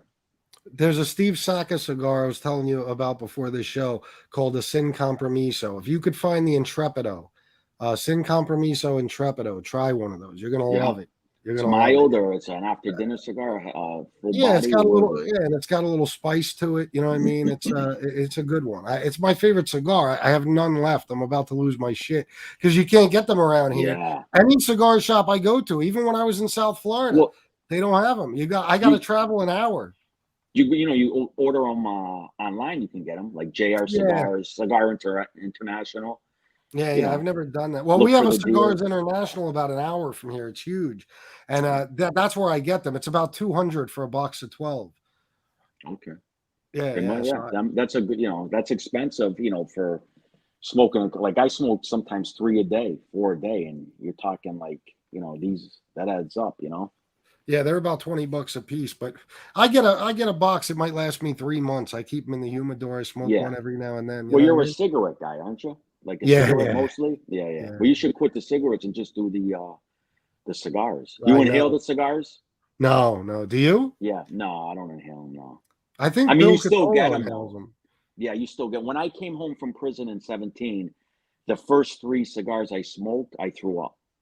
So that means you're getting that's even though I don't inhale, you're getting all that in you. First 3, I got nauseous and puked. Yeah. Bill Yeah. Catolo said, "Go Padron, brother." Yeah. Oh, Padron, but another great one is Perdomo. The Oh, Perdomos really? are excellent. Rocky Patel, that's another good one. There's so many. And so many more coming out. Monte Cristo White Label, the Brown Label. I like the Padron 7000. I just had one when I was in Florida. It was good. I'm gonna go get some after Yeah, this show. yeah. Gunsmoke the Don 499 said FBS salute, another classic interview. Thank you. Here's the Stone Sailor, $5. He said, Chicky, this is an open invitation to come on my show and defend your military service record.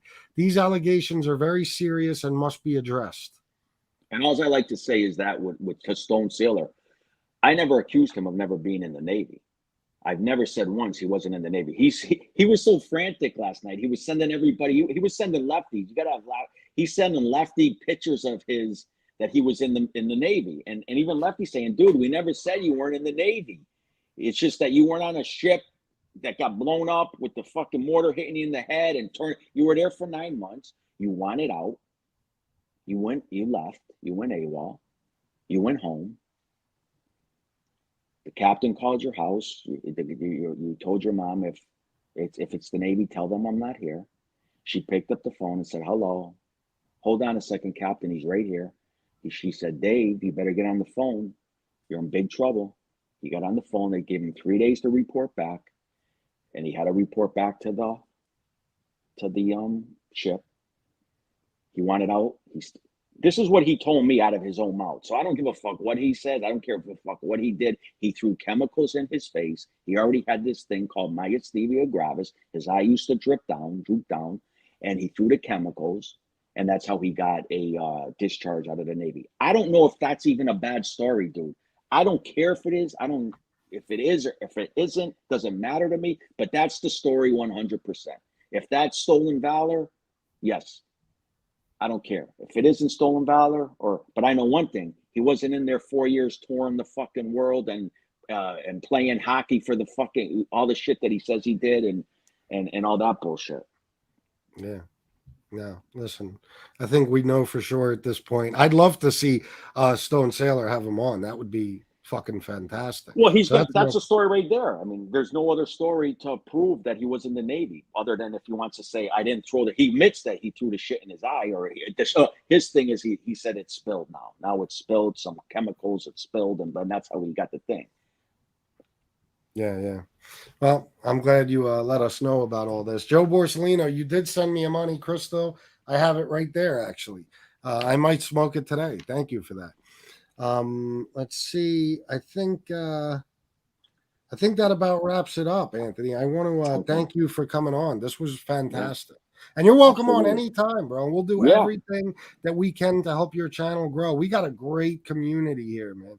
Everybody gets along. Everybody shows each other love and support. We have each other's backs. And I'm sure people will keep subscribing as they watch the replay of this show for the next couple of days. So congrats on a very good week. Thank you, my friend. And congrats to you too. Always you do a good show. And I wish you the best with your show. And yeah, we'll definitely get together and do another one Yeah. in the future. Yeah, Yeah. for sure. Is there anything you wanted to talk about before we go? No, just I mean, the channel that I got out now, the Mafia Mayhem and Money Mayhem and the Mafia. That's the channel, and I'm on Instagram, Facebook, under my name, Anthony. The link's on my Instagram. Loomis Centauro, Mafia Truth. He works with me in a lot of shit. And that's it. Pretty much. Lefty Guns Pool Hall, of course. Oh yeah, too. Lefty Guns is Absolutely. my man. I work with Lefty Guns too. Yeah, Lefty Guns is my man. He's talented as well, and he's just up too late for me. He stays up all night. I'm an early guy. He's a Yeah, he late does. guy. Yeah. And yeah, definitely. All right. Well, thank you again, Anthony. I appreciate you coming on, and I'm sure we'll talk soon. Absolutely, Chris. Thanks for having me, and I'll stay in touch with you. All right. Have a good day, Anthony. I appreciate right. you being here. You got it. You too. All Bye-bye. right. Bye. All right, guys. As Gunsmoke said, another classic interview. I enjoyed that a lot, very much. Some people are going to be pissed off about this show, but you know what? It is what it is. You're not going to threaten me. You're not going to scare me out of doing anything I want to do. That's it. And as a matter of fact, as I've said before, if you try to threaten me, I'm just going to go harder. So don't do it. All right. Let me just look at some things here. Joey Frakes, $5. Thank you. Listen, Joey. I believe I asked you this before. I would love if you could email me. I have something important to ask you. I know that might seem strange to you, but if you email me, you'll understand why I would like to speak to you. So please do if you can. It's Fat Bald Italian, not Fat Bald Sicilian. fatbalditalian@gmail.com. There's my man SoFlo talking his shit on Chicago the Bitch. Let's see what else we got. Crazy text last night, Lefty, I'm sure. Chicky was going berserk, sending fucking pictures to everybody to try to validate himself in some way. Tony SoFlo said, smack that like, Angel Gotti, with your 3 chins. Let me see what else. Live and Let Live is here. How are you, my friend? Let me look through some comments. Oh, is that right, Francesco? Okay. Good to know. Stone Sailor, he better say it's spilled, otherwise he's been committing fraud against the United States government for a long time. Yeah, that's not good. Looking for the truth. Just lying about military accomplishments is a scumbag, lying, valor, bozo move, no matter how you cut it. Yeah, we got a lot of that on that side. A lot of stolen valor over there. Chicago, the scumbag, snitch, dickhead, asshole, muscle forever. That fucking jerk off. He's the biggest stolen valor clown over there. But apparently there's another one. Joey Frakes, I can't believe he tried to pull off the ex-Navy SEAL thing. Has anyone seen an ex-SEAL on here? Have you ever seen a 500-pound one? Fuck no. And you could ask Anthony. Unfortunately, he's not on right now, but he'll be back at some point, I'm sure. Anthony will tell you he's always been that size. Okay, so let me see what else we got. Tony SoFlo said, Angel Gotti, eat your heart out and time to lose weight. M. Soretti is in the chat. Good to see you, my friend. Francesco Fiordolino said, great show. Thank you. One day I want to interview you too, Frank. I hope you're willing to do that. That would be great. Very interested in your story.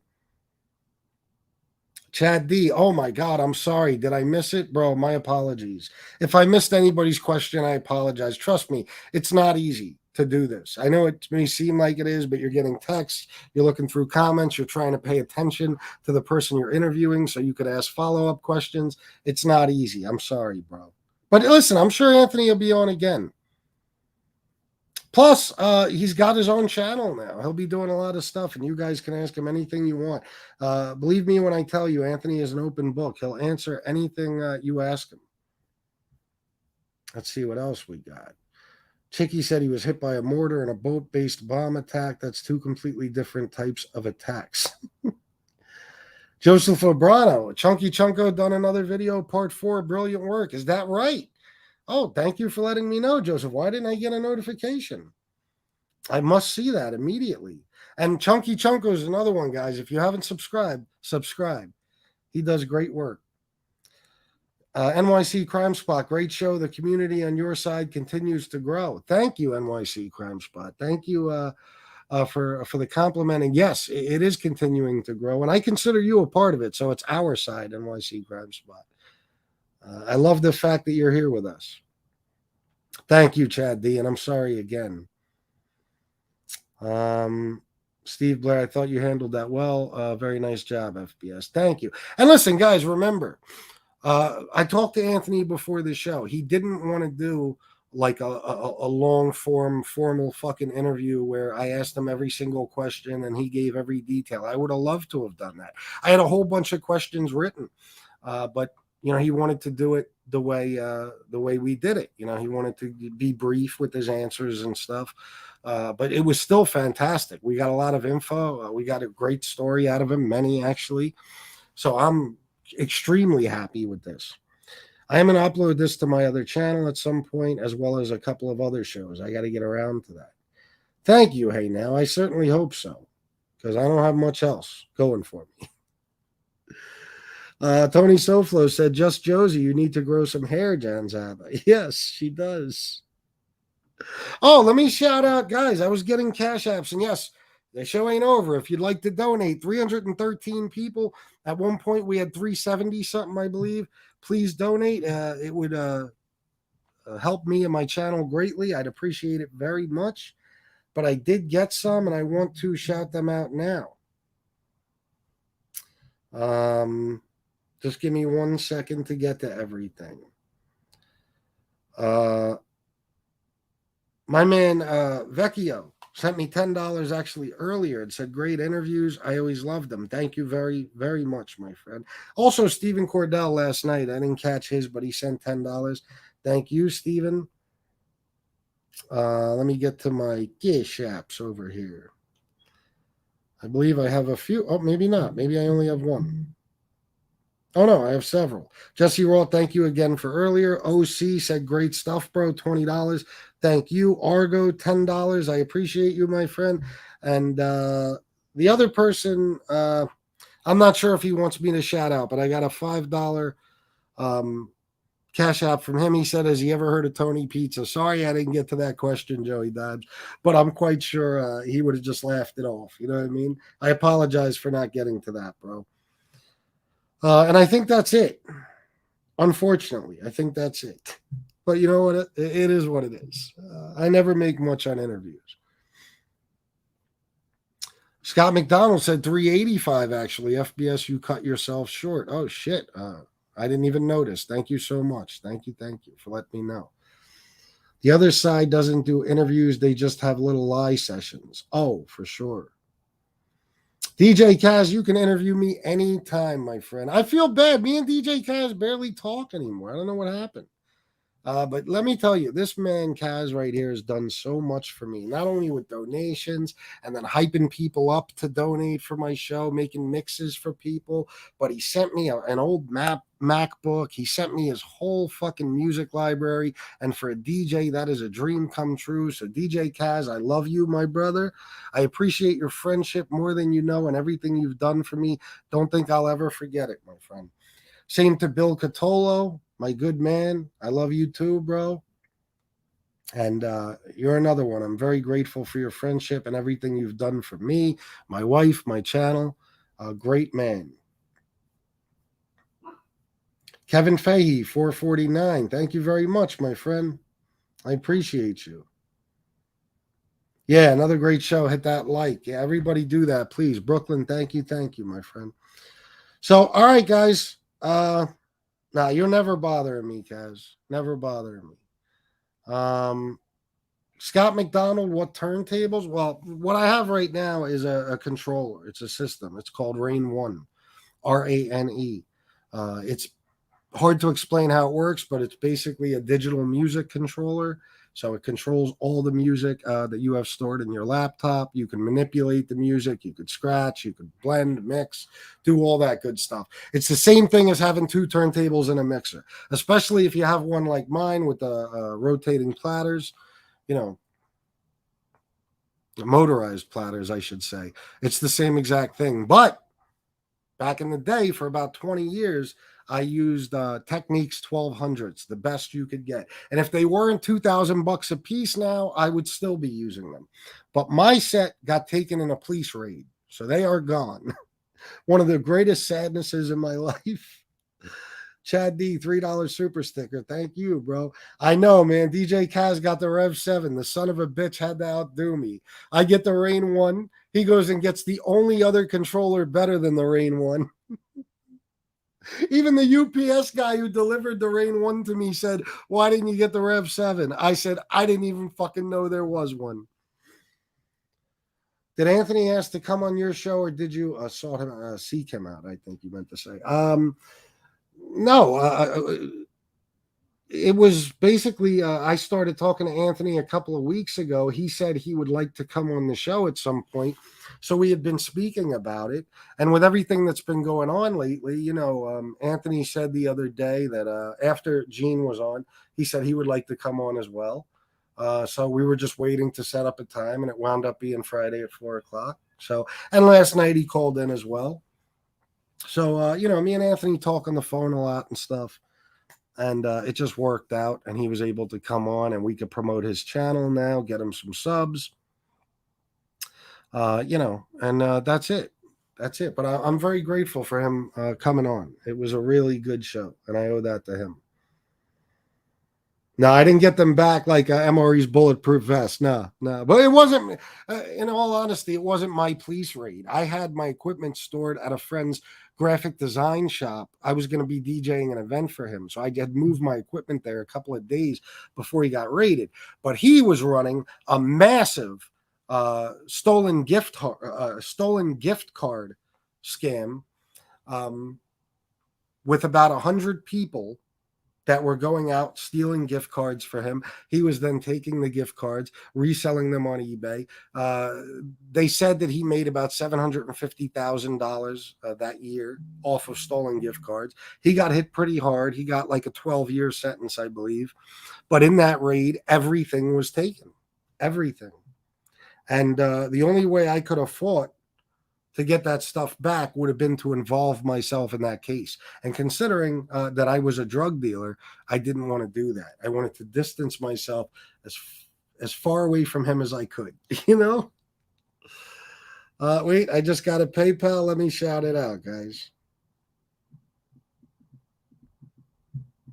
And listen, I never say this, but if anybody's watching, I should have said this earlier when we had almost 400 people, but if anybody's watching who hasn't subscribed to my channel, please subscribe. I'd appreciate it very much. Danny Santos just sent 352, said you were great entertainment. Thank you, my friend. I try my best. I really do. And that's it, I think, guys. I think I'm ready to roll. It's just about that 2-hour mark. I still got some shit to do today. And I might be back on tonight, but I'm not sure. I would love to do a date night with my wife, so maybe I will. We'll see. You never know what's going to happen. I might be tested or pushed a little bit into coming back on tonight.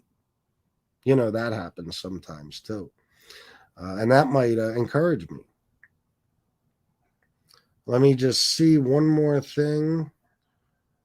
Tony Soflo. Tony Soflo is the best. Where was it? I just saw it.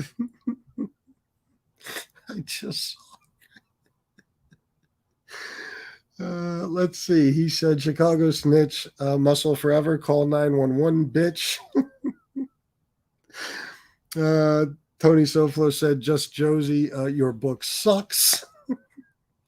And Tony Soflo also said, Angel Gotti, sue me, you ugly, sexually deprived woman. So that's it. Oh, and he also said, MRE, you need a husband. Yes, you do, MRE. You definitely need to start looking. You know what I mean? You got to get back on, what is it? Grinder, I believe. Yeah. We already got your profile, bro. We know you're out there. So, Brooklyn, you have a great night as well. All right, guys, that's it. I'm out of here. I hope you enjoyed this show. Hit that like button. Don't forget. And if you would like to donate after the show, there's something called a super thanks button right under the video. Please hit that button and donate whatever you can. I'd appreciate it very much. Also, my Cash App, PayPal, Venmo, you got all that stuff. If you don't, it's in the description of the video. All right, guys, thank you for everything. I love you all. And until next time, salute.